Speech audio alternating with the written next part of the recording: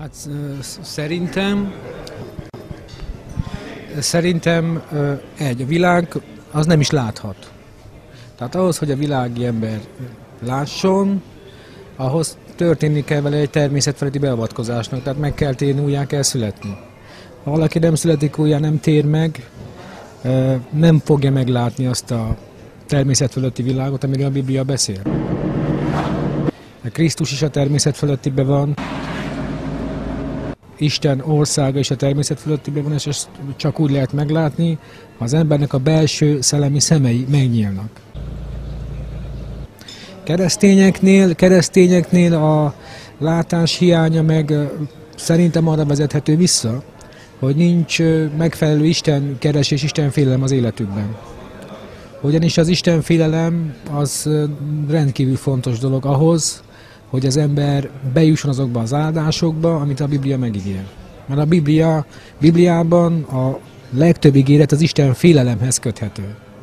Ha az emberekben nincs Isten félelem, akkor az a látás, amire szükség lenne, az nem fog az életükben megvalósulni, és így a szellemi személyükbe vannak zárva az embereknek.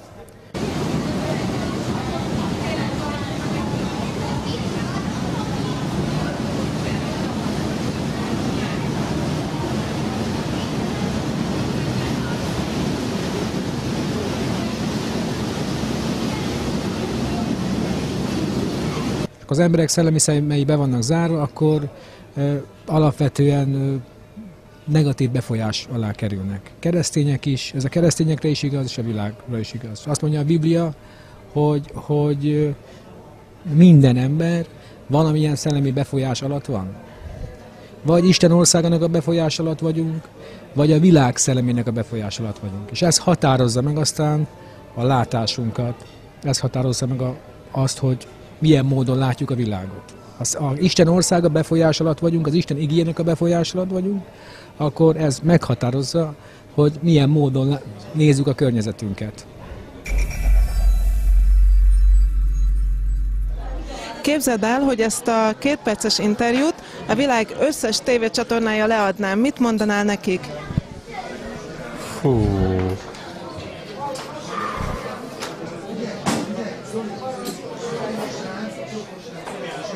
Mit mondhatok azt, hogy ha igazán ismernék azt, hogy kicsoda Jézus, akkor ez a világ nem előle menekülne, hanem ő hozzá. És meneküljetek Jézushoz. Ezt tudnám mondani nekik, ha csak ennyi idő állna rendelkezés, hogy meneküljetek hozzá, mert Jézus jó. A világnak az az üzenetem, hogy meg kell térni és újjá kell születni. Meg kell térni.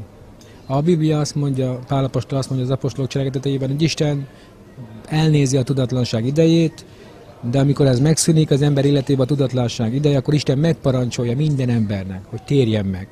És ha egy ember megtér, utána Isten természetfeletti módon újjá szüli az embert. És akkor megnyílnak a szemei is, örök élete van abban a pillanatban.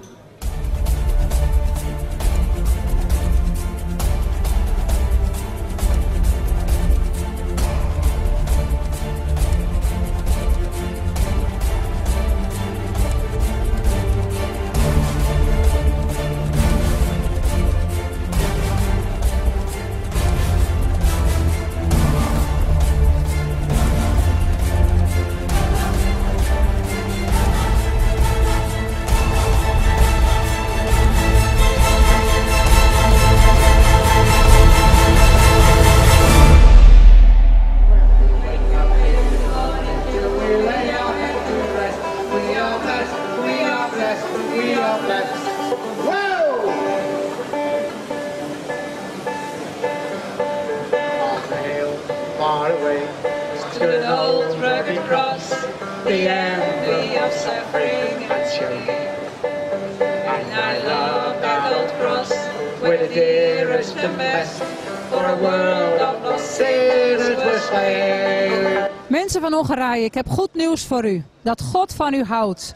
God heeft u zo lief dat hij zijn enige geboren zoon, de Heer Jezus, heeft gestuurd naar deze aarde om voor u te sterven aan het kruis op Golgotha. Als u een nieuw leven wilt beginnen, dan kan dat. dan kan dat met de Heer Jezus. Neem hem aan in uw hart en accepteer hem als uw redder en als uw verlosser. God zegen u.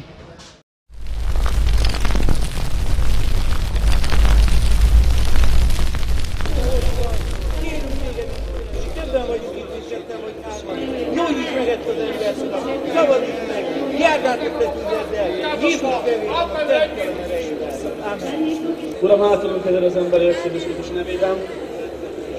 Halleluja, és kérjük, Uram, a te kegyelmed az ő életére. Halleluja.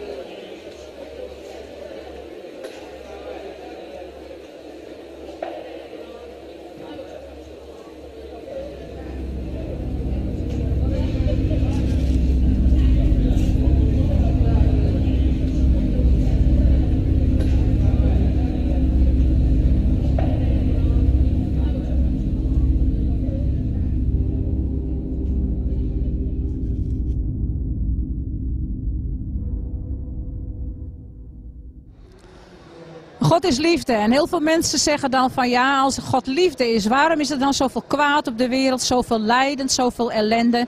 Maar weet u, God heeft de aarde goed gemaakt in het begin en er was geen zonde. De mensen leefden heel dicht bij God en ze gehoorzaamden God. Ze deden wat hij zei. Maar de eerste mensen hebben zich afgekeerd van God. Ze hebben de keus gemaakt om God ongehoorzaam te zijn. En daardoor is er kwaad in de wereld gekomen. Daardoor zijn alle mensen die daarna geboren zijn de verkeerde weg gegaan. Ze hebben de verkeerde keuzes gemaakt. Maar er is een weg terug. Er is een weg dat je weer bij God terug kunt komen. En dat is door de Heer Jezus Christus. God wil dat u gered wordt. Hij is nog steeds liefde en hij blijft liefde tot in eeuwigheid. En daarom heeft hij zijn zoon gezonden om het kwaad weer weg te doen in uw hart en om het kwaad weg te doen uit uw leven. Daarom kies voor de Heer Jezus. Roep hem aan. Bid tot de Heer Jezus en vraag hem in uw leven. Vraag hem in uw hart. Want dan zal hij het kwaad uit uw hart wegdoen.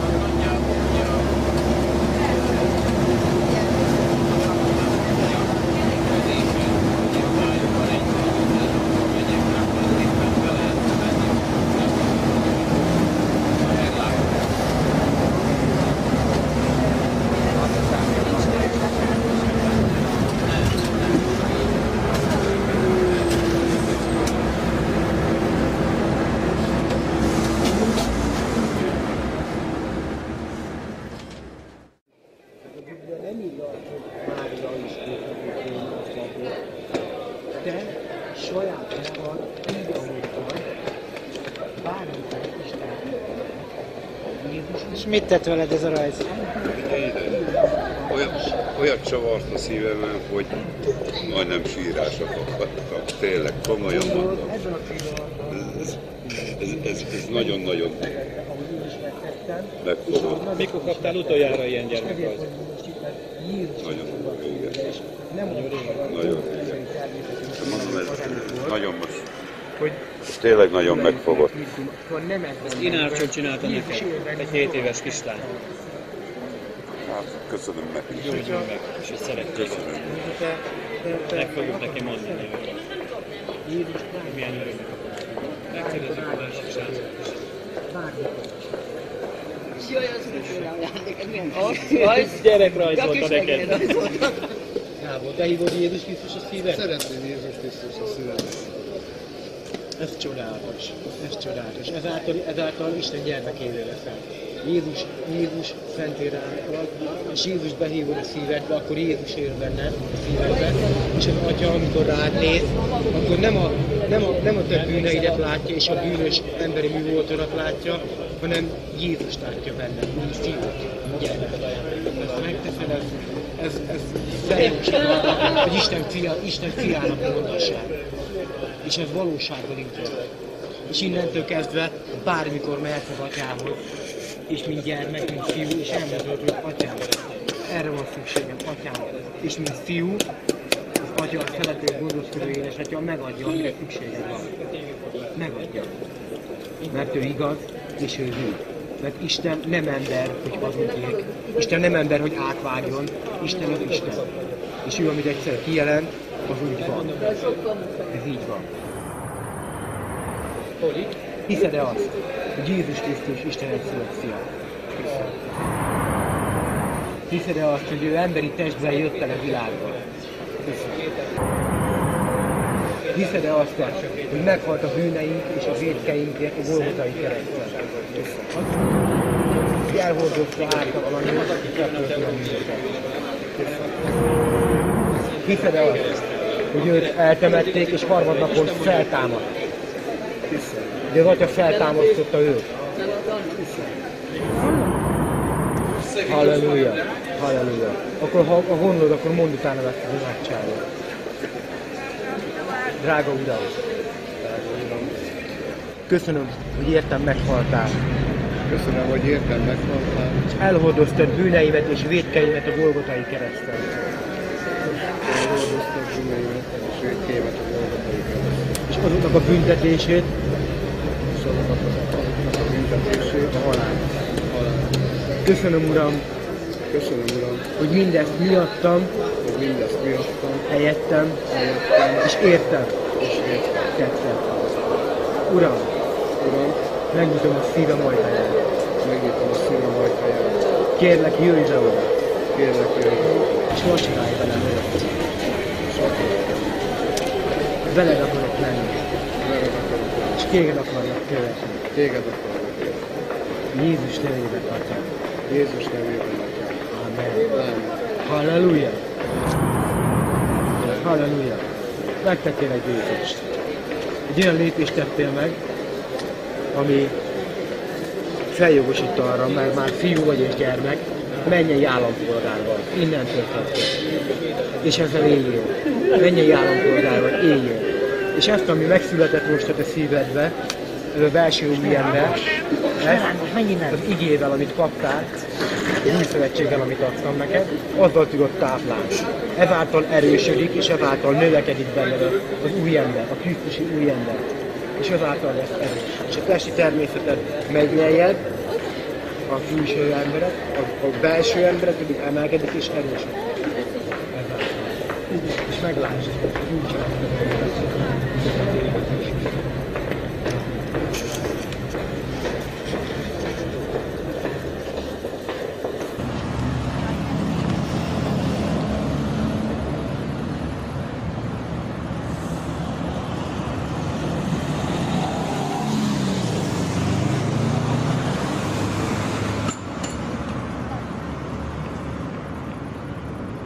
Az egész. Imádkoztam az úriemberért, megkérdeztem tőle, hogy jól hallottam, amit panaszkodott az előbb, hogy nem hall a bal fülére. És megkérdeztem, hogy jól hallottam, imádkoztam, érted, megengedett? És azt mondta, hogy igen, megengedi. És vagy van? Jó. Most már hallom. Hallod azt, hogy dicsőség az Úrnak? Dicsőség az Úrnak. Jézus a király, Jézus a király. királyok királya, Királyok királya. halleluja, Halleluja. Igen. halleluja. Én hiszek Istenben, mindig is hittem. Gyerekkoromban Hiszel, hiszem. Én hiszem. akkor üdvözlöm. Én hiszem. Már fogtunk nagy ajándékot? Egy új szövetség. Zsoltárok is példabeszélnek. Én amikor megtértem, ilyen volt nálam, én is egy ilyet kaptam az Úrtól, egy emberen keresztül, és ezt kezdtem el olvasni. És mikor megtértem. Én is ezt szívvel is szeretettem adni, hogy olvasd te is, és térj el.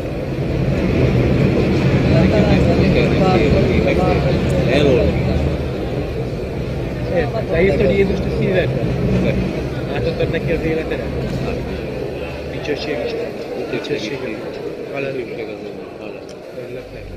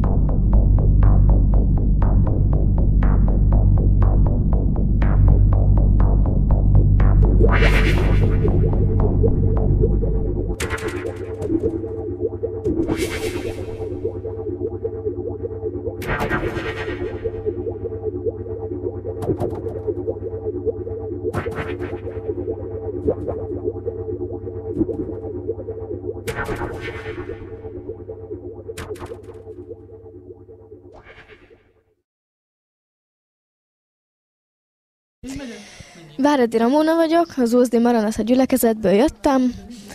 Én igen rossz helyzetben voltam. Szüleimmel kapcsolatosan is megromlottak a kapcsolataim.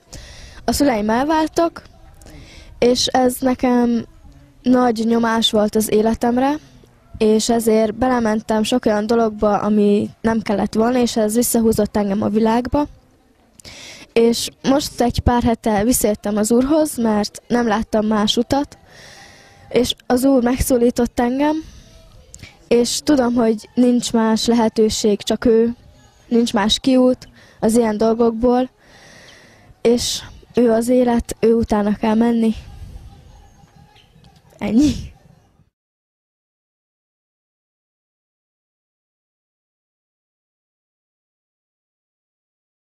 A romáknak Jézust kéne keresni, aki valóban meghallja őket és segíti őket minden téren, és szerintem, ha a romák valóban oda tennék az életüket, teljes szívükből keresnék az Urat, akkor megtalálnák azt, és az Úr beteljesíteni azt, amit az ő szívük kér.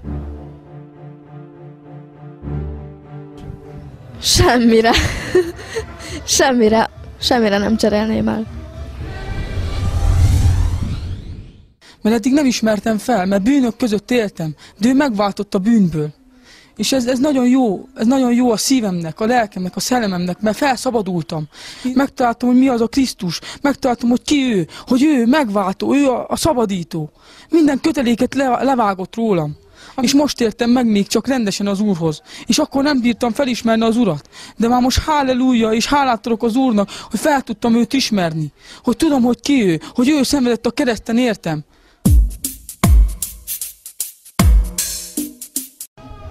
Hát én kimondhatatlanul sok mindent kaptam az Úrtól, igazából az egész életemet, mintha újra megkaptam volna Istentől, mióta megismertem őt. Hát én is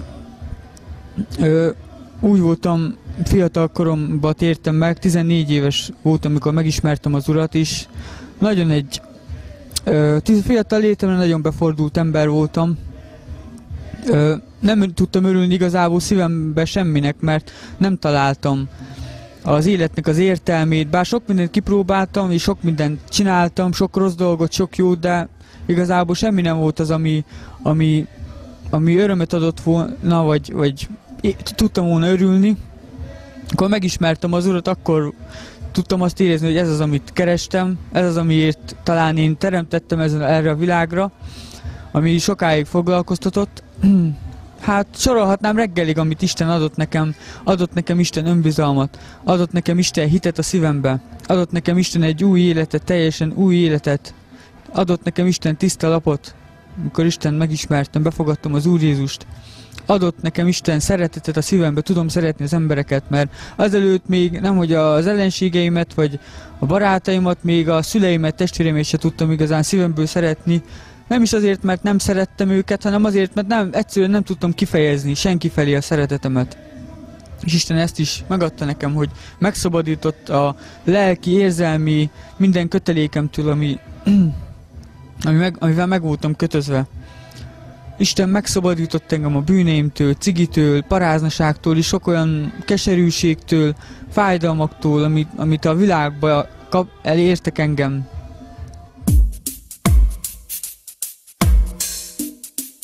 Egy romának a legnagyobb akadályozója a családja, meg a saját vére, mivel hogy egy roma vér egy nagyon büszke vér, és a legnagyobb akadály az, hogy szembesülnie kell a családjával, a saját vérével, talán még ellensége is lehet, mert hogyha egy roma fiatal vagy egy idősebb megtér, akkor ugye az egész családi büszkeséget végül is feladja, és a családjának a szemébe az vagy egy pancser lehet már csak, vagy egy, nem tudom, egy megalázott, vagy egy gyenge ember, mert ugye megtért, megalázta magát Isten előtt. Lehet még más akadálya is, nem tudom kinek, hogy milyen az élete. Lehetnek akadályok az életstílusa, a rablások, attól függ, hogy ki milyen életkörülménye van. Sajnos sok olyan roma van, aki akaratán kívül abba az életben van, hogy abban nevelkedett fel, hogy rablásból kell élnie, lopásból, és ez is lehet akadálya, meg lehet számos akadálya is, de hiszem és tudom azt, hogy nincs olyan ember, aki ha roma, ha magyar, hogy aki Istent keresni, az ne találná meg, és olyan akadály lehetne Isten előtt, hogy nem érni el Istent.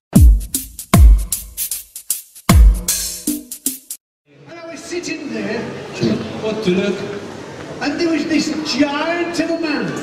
Ott van egy hatalmas ember, egy óriás. His hands were like shovels. Keze akkora volt, mint egy ásó. And if he wanted to, he could have drilled me down in the ground by hitting me on the head. És ha akart volna, akkor be tudott volna verni a földbe. And he just blew me away. És egyszerűen elképesztő volt. Because he was talking about the love of Jesus. Mert Jézus Krisztus szeretetéről beszélt. Hey, I don't know about Jesus. Mondom neki, én nem akarok hallani Jézusról. Neki semmilyen nincs az én számomra. I was training to be a professional boxing referee and they threw me out because of my prison record. Éppen profi box bírónak képeztem magam, de kidobtak, mert börtönviselt vagyok. Why did God do that? Isten miért csinálta ezt velem? My mom, she died of lung cancer. Why did God do that? Anyukám meghalt tüdőrákba. Isten miért csinál ilyet? I have an accident at work and almost severed this finger off. Why did God do that? Munkahelyemen volt egy balesetem, és majdnem levágtam az ujjamat. Miért csinál ilyet is? And here's this man talking about the love of Jesus. Van ez a hatalmas ember, aki Jézus szeretetéről szól. And I had a feeling inside. És volt bennem egy érzés.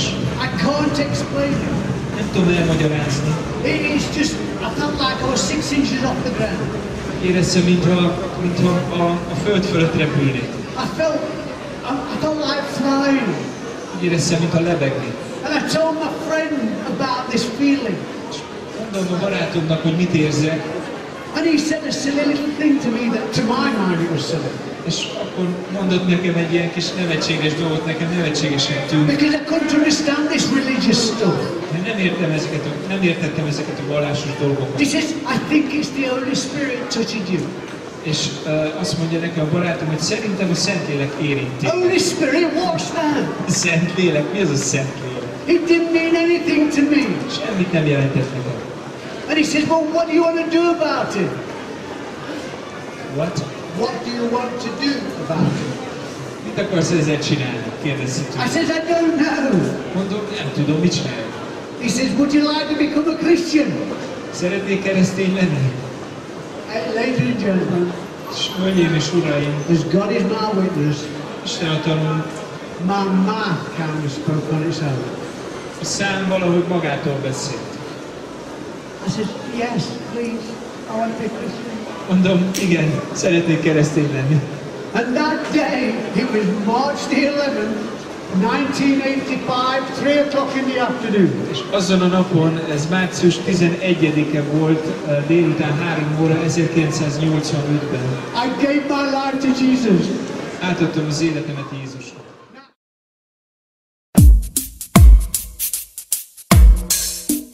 És én azt látom, hogy azért nincs hatékony evangelizáció, mert nincs szellemi egység ma mondjuk Magyarországon, és az Úr akarja, hogy a keresztények tudjanak kommunikálni egymással, és a mi egységünk azok nem tanításokban van, hanem Isten igének az igazságában, és pont amit mondtam, az egységünkben van, mert azt mondja, hogy meglássa a világ, hogy elhiggye a világ. Ez szükséges ahhoz, hogy mi, a Krisztus teste egyé legyünk a Isten igének az igazságába. És akkor, amikor kilépünk, akkor hitelesekké válunk. Jelenleg hiteltelen az egyház. Mindenki a maga igazságát, látását próbálja bemutatni, sőt, talán azt sem tudom mondani, hogy rosszat hirdetnének, az evangéliumot mondják, de a világ nem tud rá figyelni, mert nincs egység. És azt látom, hogy ma Magyarországon azon a területen sikeresebbek, a nagyobb tömegek jelennek meg, mondjuk médiába, való igehirdetésbe, és az egy egységet sugall, egy biztonságot sugall, és valóban ezután vágyakoznak az emberek. A hitem szerint és a munkásságom szerint szerintem semmi nem hiányzik. Sőt, túl sok mindenünk van, már az a baj. Mert sokkal többet investálunk bele a gyakorlati dolgokba, mint a szellemi dolgokba, és ezért igazából nem törik át a szellemnek az ereje, nem jut el a hallgatóságnak a fülébe, ezért nem tudnak megállni az utcán az emberek. Amikor Jézus kiküldte a tanítványokat, azt mondta nekik, fiúk, nem vigyetek magatokkal semmit. Se a hangfalat, se erősítő berendezést, se plakátokat, semmit nem vigyetek magatokkal. És amikor visszajöttek, tanítványok örömmel mondták, Uram, még az ördögök és démonok is engedtek nekünk, feltámadtak a halottak, meggyógyultak a leprások, meggyógyultak a betegek, megtértek az emberek. Erre Jézus az eredetében azt mondja, hogy elkezdett úgy örülni, hogy tengelyek körül forgott. És azt mondta, Atyám, köszönöm te néked, hogy ezeket elrejtetted a bölcsek elől, és a kisdedeknek megmutattad. Nagyon fontos az, hogy gyermekek tudjunk lenni ilyenkor a hitben, hogy amikor Isten kiküld bennünket, akkor tudjuk azt, hogy valaki van a hátunk mögött. Ott van a papa a hátunk mögött. És én akármit mondok, az én papám figyel rá, hogy mit mondok. És egyszerűen megtörténik az, amiért oda mentünk. Aztán volt még egy falu, igazából mi az evangélista munkáját végeztük ezekben az időkben nagyon erőteljesen. Pár nappal ezelőtt voltam temetésen, felkértek, hogy temessek, temettem. De nem a halál szellemét dicsőített, hanem az életet emeltem fel. Mi történt? Emberek csoportostól jöttek a temetés után oda hozzánk. Csaba pásztor, szeretném, ha imádkozna, értem, meg akarok térni, meg akarok változni. Akarjuk, hogy a falunkba gyülekezet induljon, jöjjön el hozzánk. Az evangélium ennyi. Mindenkinek van elhívása, de neked van-e kiküldésed? Saturday we have evangelistic Szeret téged az Úr! Szeret téged az Úr! Tudom, hogy tudok, azért mondom, hogy buzdítsanak. Szeret téged az Úr! A vérét adta érte, halleluja! És ennél nagyobb szeretet senkivel nincs. Az életét adja. És tudod, ha az életben tiszta ártatlan személynek kellett az életét áldozni, olyannak, aki sem előtte, sem utána nem volt, és nem is lesz, aki bűntelen volt, akkor valami nagyon nagy adósságról van szó, valami nagyon nagy átokról van szó, valami nagyon nagy gondról van szó, nagyon nagyról. Mert Isten nem csak maga a szeretet, Isten maga az igazság.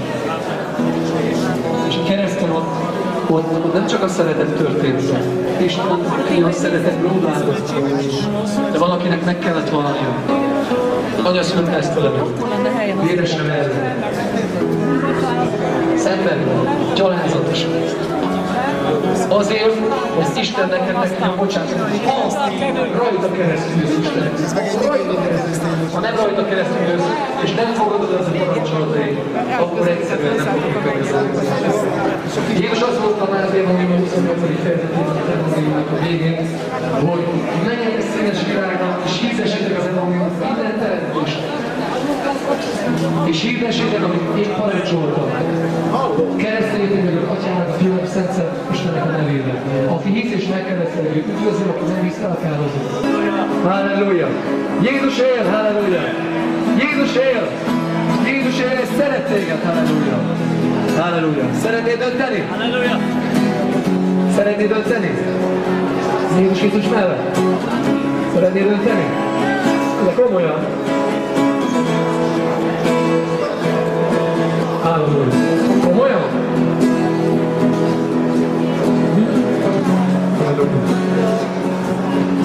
Akkor gyere elő, gyere imádkozni. Gyere te is bácsi. Gyere, come on. Gyere imádkozni, gyere. Halleluja, halleluja.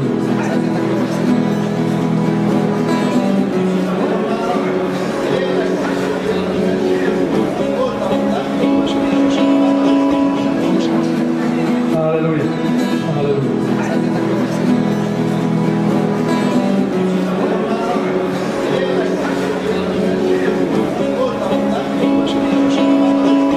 Most mondjuk el Miklós egy imádságot, jó? Röviden, halleluja, az Úrnak. Isten mindent lát, mindent jelen való. Tehát nem az emberekre kell nézni, hanem az a lényeg, hogy tiszta születő őszintén ugyanaz Úrnak. Ez az imádság.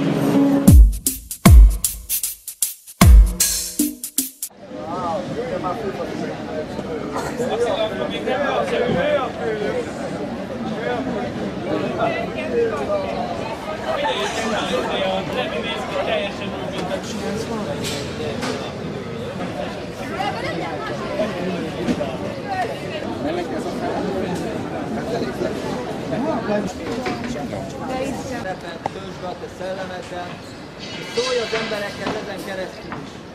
A te dicsőségedet várjuk, Atyám. A helyszín ott lesz, abba a csomópontban, jó? Na emberek, csodálatos! Megint prédikál. Rá kéne szedni valamit. Ez a nő. Mi van ez a? Ez a seppkörétség kaptunk. Most majd meg fog halni.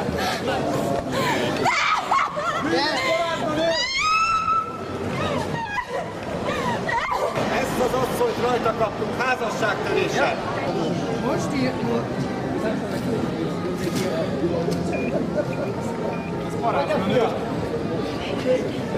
Az esse rá az első követ, aki bűntelen közülete.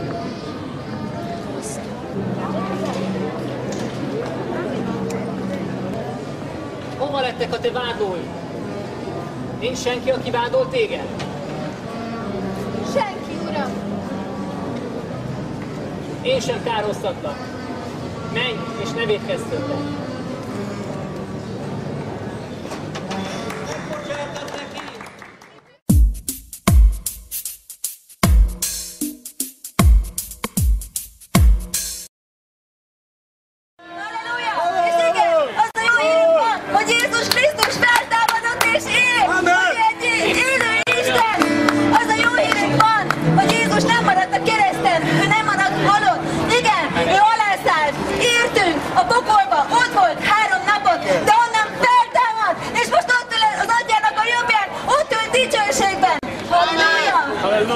És igen, mi ezzel a Jézus Krisztussal találkoztunk. Erről a Jézus Krisztusról kaptunk kijelentést. És az a jó hírünk, hogy ti is megismerhetitek Jézus Krisztust, ti is megismerhetitek, és a mai napon is befogadhatjátok őt a szívetekbe, hogy megváltoztassa az életeteket. Halleluja! És tudjátok, ne csüggedjetek, hogy a vallás az nyomorúvá tett titeket, nyomorúságossá. Nem, ne csüggedjetek, hogy a vallás nem működik, nem, a vallás nem működik, de Isten igéje működik, Isten igéje, ami az igazság, az élő és ható. Halleluja! És van egy jó hírünk, ez is jó hír, hogy az Úr, a feltámadott és élő Jézus Krisztus meg tudja változtatni az életedet, meg tudja változtatni, át tudja formálni, áldottá és bővölködővé, sikeresé tudja tenni a te életedet is. Halleluja! Azért, mert Jézus azért jött, hogy életünk legyen és bővölködjünk. Figyelj!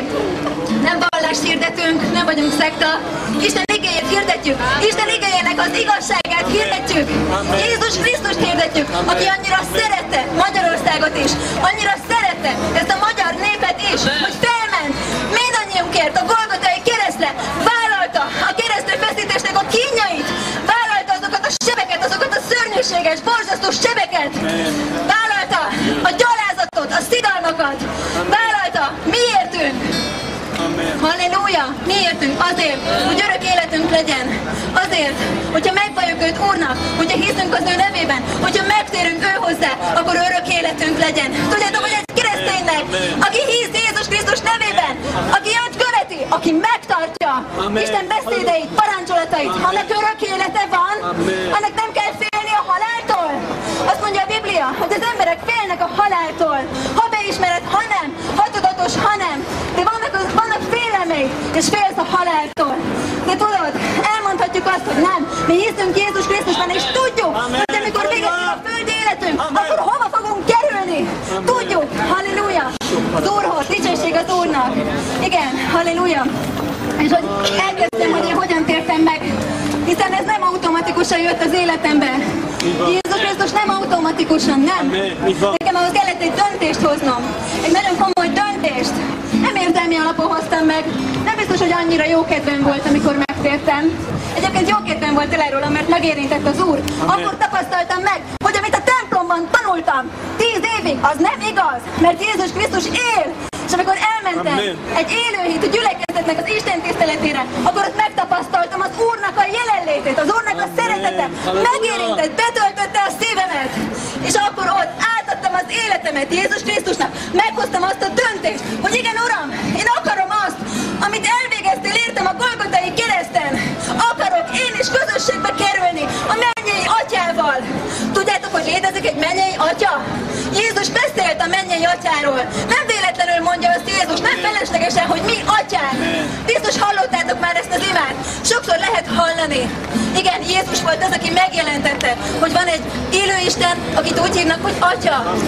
És tudod, van egy atya, aki megalkotta az embert, aki megalkotott téged is, és aki szeret téged is. Halleluja! És hogyha döntesz, ha meghozod ezt a döntést, hogy igen, én elfogadom Jézus Krisztust, elfogadom, hogy meghalt értem a Golgotai kereszten, akkor visszakerülsz ennek az atyának a szeretetébe, visszakerülsz ennek az atyának a közösségébe. Halleluja! És én is ezt kaptam meg. Tudjátok, amikor befogadtam az Urat a szívembe, akkor új emberré lettem. Akkor nem az volt, mint amikor bementem egy misére. Mert én katolikus voltam, én is ültem miséken. Én is végigültem, én is végigcsináltam ugyanazt a ritust, ugyanazt a ceremóniát. De semmi nem változott. Semmit nem tapasztaltam a templomban. Kijöttem egy miséről, kijöttem egy gyónásról. Ugyanaz az ember voltam, és ugyanazokat a bűnöket elkövettem. De Jézus Krisztus megszabadított a bűnöktől, a bűnnek a hatalmától megszabadított. Halleluja! És most élhetek, tisztán, élhetek, szentként az Úrnak a kegyelméből. És az Isten kegyelme, és tudod, milyen jó szabadnak lenni? Tudod, milyen jó az a szabadság, amit Jézus Krisztus ad? Halleluja! Dicsőség az Úrnak! Figyelj, semmi más nem tud betölteni igazán. Semmi más nem tudja betölteni a szívedet igazán. Mindig lesz egy üresség benned. Ez az a hely, az Úrnak van fenntartva. Annak a mennyei atyának, aki teremtett téged, aki akar a te mennyei atyád is lenni. Figyelj, hogyha most azt gondolod, hogy engem senki nem szeret, hogyha azt gondolod, hogy az én életem reménytelen, hogyha azt gondolod, hogy egy mókuskerékben élek, ahonnan nincsen szabadulás. Nem! Mondhatjuk, hogy van szabadulás. Jézus Krisztus, ha befogadod őt a szívedbe, akkor meg tudja változtatni az életedet, és áldottá tud tenni. Biztosan hallottatok már az áldásról. Ki az az áldott ember? Halleluja! És igen, ő, minden áldásunk Krisztusban van. Halleluja! Dicsőség az Úrnak! Amen! Köszönöm, hogy meghallgatotok. Áldjon meg az Úr titeket, és kívánom, hogy ismerjétek meg az Urat. Amen! Halleluja!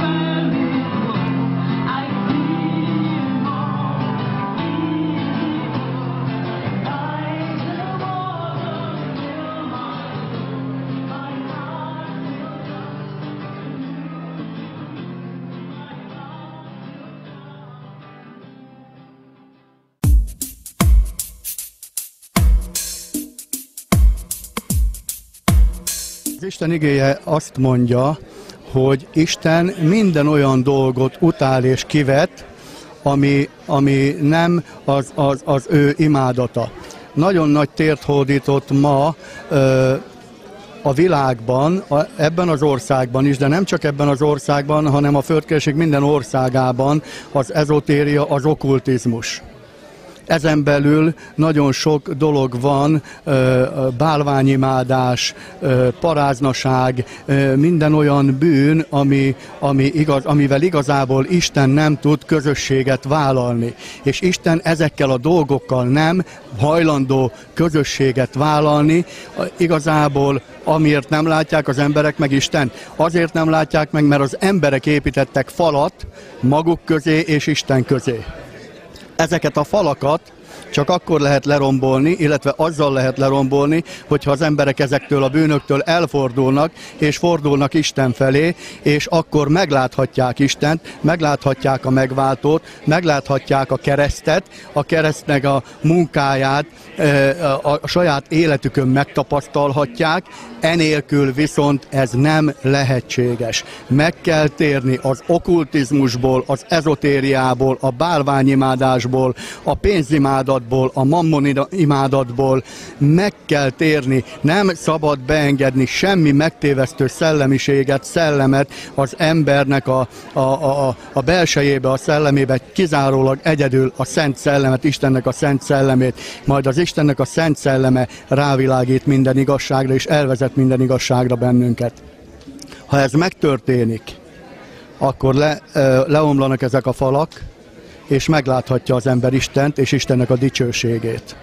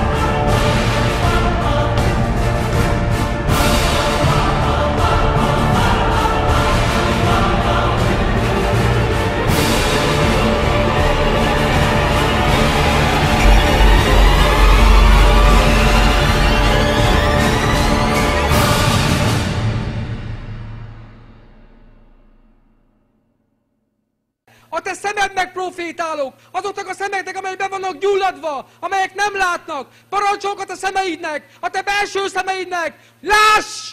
Láss! Láss! Jézus nevében! Nyíljanak meg ezek a szemek! Nyíljanak meg ezek a belső szemek! Jézus hatalmas nevében! Profétai szemekért imádkozok! Nyíj meg! Nyíj meg a Jézus nevében! Nyíj meg! Nyíj meg! Nyíj meg a Jézus hatalmas nevében! Nyíj meg a Jézus nevében! Nyíj meg a Jézus nevében! Halleluja!